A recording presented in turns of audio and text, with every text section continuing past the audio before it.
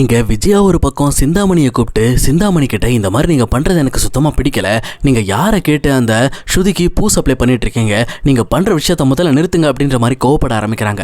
ஆனா அதுக்கு சிந்தாமணியும், மாஸ்டர் நான் எந்த ஒரு காரணத்திலையும் உங்களுக்காக நான் தப்பு பண்ண மாட்டேன், சொல்லப்போனா உங்களுக்கு எதிராக நான் மாற மாட்டேன், இப்போ உங்களுக்கு நல்லது பண்றதுக்காக தான் அந்த பொண்ணுக்கு நான் பூ சப்ளை பண்ணிக்கிட்டு இருக்கேன், இப்போ என்ன விட்டாலும் அந்த பொண்ணுக்கு வேற யார் கூட பூ சப்ளை பண்ணுவாங்க, பட் இருந்தாலும் நான் அந்த பொண்ணுக்கு பூ சப்ளை பண்ற மாதிரி பண்ணி அது என்ன திட்டம் போடுது, எப்படி ரவியை வந்து அடையணும்னு நினைக்குதுங்கிறத தெரிஞ்சுக்கிட்டு அதுக்கப்புறம் கொஞ்சம் கொஞ்சமா அந்த பொண்ணை ரவி கிட்ட இருந்து பிரிக்க ஆரம்பிப்பேன். அதுக்கப்புறம் நீங்க ஆசைப்பட்ட மாதிரி இந்த பக்கம் சுத்தமா அந்த பொண்ணை ரவிட்ட இருந்து பிரிச்சுட்டு அந்த கடையோட பேரையும் வேற பேர் மாத்திட்டு அந்த கடையும் எடுக்க வச்சு அந்த பொண்ணை இந்த ஊரை விட்டு அனுப்பி விட்டுருவேன். சொல்லப்போனா அதுக்காக தான் அந்த பொண்ணை நம்ம கண்ட்ரோலுக்கு கொண்டு வர்றதுக்கு நான் இப்படி பண்ணிக்கிட்டு இருக்கேன் அப்படின்ற மாதிரி விஜயாவை நம்ப வச்சிருவாங்க.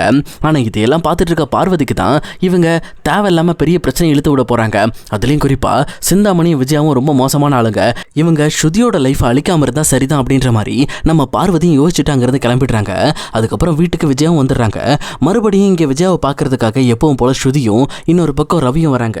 அவங்க வந்து உங்க ஃப்ரெண்டு கிட்ட பேசிட்டீங்களா அப்படின்னு சொல்லி கேட்டதுக்கு இந்த பக்கம் மறுபடியும் விஜயா எக்ஸ்பிளனேஷன் கொடுக்க ஆரம்பிக்கிறாங்க. அதுலயும் குறிப்பா இந்த மாதிரி டைரக்டா நான் வந்து சிந்தாமணி கிட்ட பேசிட்டேன், அவங்க ரவி கிட்ட இருந்து அந்த நேத்துவை பிரிக்கிறதுக்காக தான் பூ சப்ளை பண்ணிட்டு இருக்காங்க, அதனால நீங்க கவலைப்படாதீங்க, இன்னும் கொஞ்ச நாள்ல அந்த நேத்து ரவியை விட்டுட்டு ஓடுற மாதிரி நாங்க பண்ணிடுறோம் அப்படின்ற மாதிரி இவங்க ஒரு பக்கம் வாக்கு கொடுத்துட்டு இருக்காங்க. ஆனா அந்த டைம்ல கரெக்டா மனோஜ் ரொம்ப சோகத்தோட இங்க வீட்டுக்குள்ள வராரு. மனோஜ் வரதை பார்த்துட்டு என்னாச்சுடா ஏன் ஒரு மாதிரி இருக்க அப்படின்ற மாதிரி எல்லாரும் கேட்குறாங்க.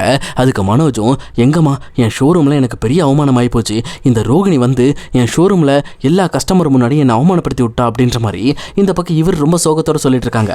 அப்படி என்னதான் நடந்துச்சு அப்படின்னு சொல்லி கேட்டதுக்கு அப்புறம் தான் இங்க மனோஜும் தெளிவா சொல்றாரு, இந்த மாதிரி கிறிஷ் வந்தான், கிறிஷ் கிட்ட நான் இப்படி கோவப்படுற மாதிரி பேசினேன், ஆனா அதை பார்த்துட்டு சுத்தி இருக்க கஸ்டமர்லாம் தான் பெத்த பையன்ட்டே இப்படி பேசுறான்னு சொல்லி என்னை ரொம்ப கஷ்டப்படுத்திட்டு அங்கிருந்து கிளம்பிட்டாங்க, எனக்கு அது ரொம்ப வருத்தம் ஆயிடுச்சு அப்படின்ற மாதிரியும், அதே நேரம் ரோகிணிக்காக நிறைய சப்போர்ட் வருது, கடையில் இருக்க மற்றவங்களையும் இந்த பக்கம் அங்கே வந்திருக்க கஸ்டமர்ஸ் வரைக்கும் இங்கே ரோகிணி ஹெல்ப் பண்ண வைக்கிறான், இப்போ எனக்கு என்ன பண்ணுறதுனே தெரியல, இப்படியே போச்சுன்னா என் பிஸ்னஸே போயிடும் போல இருக்கு, நான் நடுத்தருவுக்கு வந்துடுவோம் போல இருக்கு அப்படின்ற மாதிரி மனோஜ் ஒரு பக்கம் கவலையோட பேசிட்டு இருக்காங்க.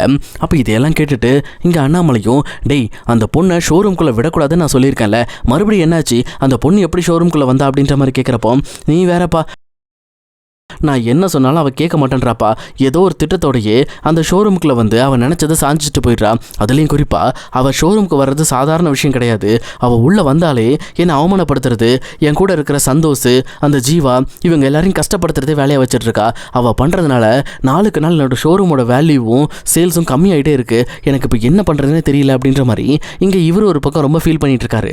அப்போ ஸ்ருதியும் ரொம்ப தெளிவாக, இங்கே பாருங்கள் அவங்க கண்டிப்பாக உங்களோட பிஸ்னஸ் அழிக்கணும்னு நினைப்பாங்க, ஏன்னா அந்த பிஸ்னஸை உருவாக்கி கொடுத்தது ரோகிணி தானே, அதனால நானே இல்லை நான் அந்த இடத்துல அந்த பிஸ்னஸ் இருக்கக்கூடாது அப்படின்ற மாதிரி பிஸ்னஸ் அழிச்சு உங்களுக்கு ஒரு பயத்தை உருவாக்குறாங்க, அந்த பயம்தான் மறுபடியும் உங்களை ரோகிணிக்கிட்டே கொண்டு போய் சேர்க்குன்ற மாதிரி அவங்க நம்புறாங்க.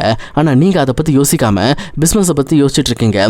ரோகிணியை விட்டு விலைக்கு போகணுன்னா நீங்கள் முழுக்க முழுக்க தெளிவாக செயல்படணும், ரோகிணியோட பிளான்கள்லாம் தெரிஞ்சுக்கணும், அவங்க ஷோரூம்குள்ளே வந்தால் கூட அவங்க கிட்ட நல்ல விதமாக பேசுங்க, எக்ஸ்ட்ரா எதுவும் பேசிடாதீங்க, அவங்கள ஒரு கஸ்டமராக ட்ரீட் பண்ணுங்க, மற்றபடி உங்கள் பழைய மனைவியை நினைக்காதீங்க அப்படின்ற மாதிரி ஸ்ருதி அட்வைஸ் பண்றாங்க. அப்ப இதெல்லாம் கேட்டு மனோஜும், இங்க பார் ஸ்ருதி, உன்னை விட நான் நிறைய படிச்சிருக்கேன், எனக்கு உன்னை விட நல்ல நாலேஜ் இருக்கு, அதனால நானே இந்த விஷயத்தை பார்த்துக்குவேன் அப்படின்ற மாதிரி மனோஜ் சொல்லிட்டு இருக்காங்க. அப்ப இதை கேட்டுட்டு பக்கத்துல இருக்க முத்து தான், டேய் முட்டாள், ஒழுங்கா ஸ்ருதி சொல்றதை கேள்றா, தேவையில்லாம இப்படி பண்ணிட்டு இருக்காத, சொல்ல போனா இப்ப நீ பண்ணி தான் இப்போ ரோகிணி ரொம்ப உன்னை நெருங்கி வந்துட்டா, இது இப்படியே கண்டினியூ ஆயிட்டுச்சுன்னு வச்சுக்க, இந்த ஊர் உலகத்துக்கு எல்லாத்துக்கும் நீ கெட்டவன்ற மாதிரி ப்ரூவ் ஆயிடும், அதுக்கப்புறம் அந்த ரோகிணி நல்லவ, அவளை நீ தான் டார்ச்சர் பண்ண அப்படின்ற மாதிரி கேஸே ஓ மேல திரும்பிடும், அப்புறம் நீ தான் போய் ஜெயிலில் போய் கழி தங்கணும் அப்படின்ற மாதிரி முத்து ஒரு பக்கம் மிரட்டி விட்டுருவாரு. அதுக்கப்புறம் இங்கே மனோஜும் என்ன பண்ணுறதுன்னு தெரியாமல் ரூமுக்கு போய் ஃபீல் பண்ணி அழ ஆரம்பிக்கிறாரு.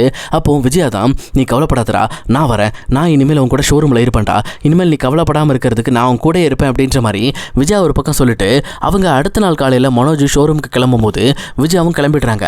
அங்கே போன விஜயாவும் எப்பவும் போல் அங்கே என்ன சேல் நடக்குது, எப்படிலாம் வியாபாரம் நடக்குது அப்படிங்கிறதையும் கவனிச்சுட்டு இங்கே மனோஜ் கூட இருக்காங்க. ஆனால் இந்த மாதிரி விஜயா கூட வரணும், அதுவும் மனோஜ் கூட இருக்கணும். அந்த மாதிரி சமயத்தில் தான் நல்லவே அப்படிங்கிறத இங்கே எல்லாருக்கும் ப்ரூவ் பண்ணுன்ற மாதிரி ரோகிணி ஒரு பிளான் பண்ணி வச்சுருப்பாங்க போல இருக்கு. அந்த பிளானை எக்ஸிக்யூட் பண்ணுறதுக்காக ரோகிணி மறுபடியுமே அந்த கடைக்கு வராங்க. ஆனால் கடைக்கு வந்த ரோகிணி எந்த ஒரு அசம்பாவிதமும் பண்ணாமல் ரொம்பவே நல்ல பிள்ளையாக தான் வராங்க.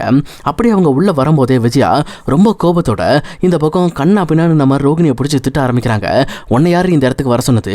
நீ எதுக்கு இந்த கடைக்குள்ள வந்த? வெளியில் போய் முதல்ல அப்படின்ற மாதிரி ரோகிணியை பிடிச்சி தள்ள பார்க்குறாங்க. ஆனால் ரோகிணியும் ஆண்டி நான் இங்கே ஒரு பொருள் வாங்க வந்திருக்கேன், மற்றபடி வேற ஒன்றும் இல்லை, நான் உங்களை டிஸ்டர்ப் பண்ண மாட்டேன் அப்படின்ற மாதிரி இவங்க ஒரு பக்கம் பேச, ஆனால் விஜயாவும் நீ இங்கே பொருள் வாங்கலாம் வரல, என் பையனை என்கிட்ட இருந்து பிரிக்க வந்திருக்கேன். சொல்லப்போனால் என் பையனை என்கிட்ட இருந்து பிரித்து உன்னோட கேடுகட்ட வாழ்க்கையோட சேர்த்துக்கலான்னு பார்க்குறியா? அது நடக்கவே நடக்காது, அதை நான் நடக்க விட மாட்டேன் அப்படின்ற மாதிரி இங்கே விஜயா ஒரு பக்கம் மறுபடியுமே கண்ணா பின்னான்னு பேச ஆரம்பிக்கிறாங்க. ஆனால் இப்படி அவங்க பேச பேச இங்கே ரோகிணிக்கு ரொம்பவே சிரிப்பாக இருக்குது. ஏன்னா இந்த மாதிரி ரோகிணி என்ன விஜயா பேச வைக்கணும்னு நினச்சாங்களோ அதை இவங்க சொல்கிறதுக்கு முன்னாடியே விஜயாவே பேசி முடிச்சிடுறாங்க. இப்படி விஜயா பேசின விஷயங்கள் எல்லாமே பின்னாடி ஒரு நபரை வச்சு இந்த பக்கம் ரோகிணியும் வீடியோவா எடுத்துக்கிட்டு இருக்காங்க.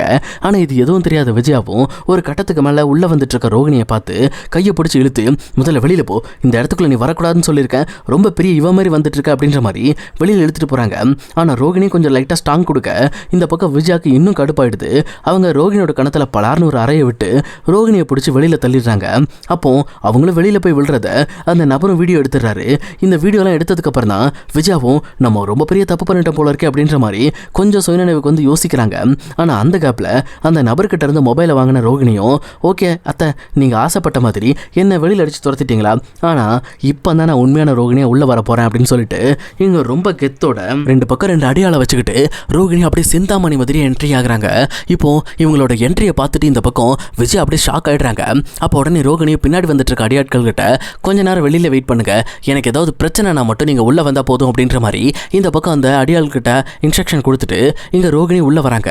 அப்போ ரோகிணி இந்த மாதிரி ரொம்ப கெத்தோட வந்துட்டு இருக்கிறத பார்த்துட்டு விஜயா லைட்டா பயந்து போயிடுறாங்க. ஆனா விஜயா கிட்ட ஒரு வார்த்தை கூட இங்க ரோகிணி பேசாம இங்க மூவ் ஆகி டைரக்டா நம்ம மனோஜ் கிட்ட தான் வராங்க. மனோஜ் வேற பதட்டத்தோட இருக்காரு.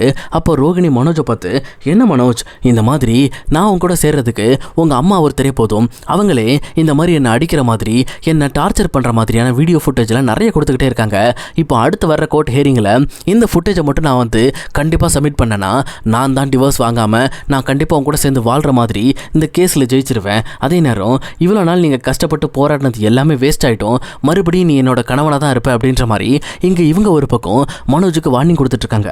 அப்போ இதை பார்த்துட்டு இருக்க விஜயாக்கும் நம்ம ரொம்ப பெரிய தப்பு பண்ணிட்டோம், இப்படி இவளை பப்ளிக் இடத்துல வச்சு நம்ம அடிச்சிருக்க கூடாது, அதை அவள் சாதகமாக பயன்படுத்திக்கிட்டு வீடியோ எடுத்துட்டா, இப்போ என்ன பண்ணுறதுன்னு தெரியாமல் அவங்க குழப்பமான சூழ்நிலைக்குள்ளே மாட்டிக்கிட்டு இருக்காங்க.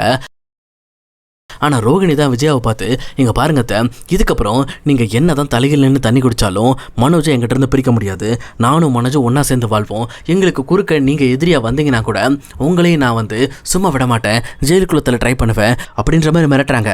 அப்போ விஜயா மறுபடியும் கோபத்தோடு லைட்டாக பேச வர மறுபடியும் குறுக்க அவங்கள நிறுத்தி இங்கே பாருங்கள் நீங்கள் மறுபடியும் என்னை சபிக்கிறது, என்னை திட்டுறது, என்னை அடிக்கிறது, இந்த மாதிரி வேலையெல்லாம் வச்சுக்கிட்டிங்கன்னு வச்சுக்கோங்க, இந்த ஒரு வீடியோவை ஃபுல்லாக அப்படியே அழகாக ஜட்ஜுக்கு போட்டு காட்டினேன்னா நீங்கள் என்னை அடித்ததுக்காகவே நீங்கள் ஜெயிலுக்குள்ளே போகிற நிலைமை கட்டாயமாயிடும், நான் என்னோட டிவோர்ஸை மட்டும்தான் மறுக்க வைக்கணும்னு நினைக்கிறேன், மற்றபடி உங்களை பழி வாங்கணும்னு நான் நினைக்கல, அதை மனசில் வச்சுக்கிட்டு என்கிட்ட இனிமேல் ஜாக்கிரதையாக நடந்துக்கங்க அப்படின்ற மாதிரி ரோகிணி ஒரு பக்கம் விஜயாவுக்கு ஒரு பயங்கரமான மிரட்டலை கொடுத்துட்டு ரோகிணி ஒரு பக்கம் கெத்தோடு அங்கேருந்து கிளம்புறாங்க. அப்போ இதை பார்த்துட்டு இருக்க விஜயாக்கும் என்ன பண்ணுறதுன்னு தெரியல, அவங்க பெரிய தப்பு பண்ணிட்டு தான் நினச்சி அதை நினச்சி வருத்தப்பட ஆரம்பிக்கிறாங்க.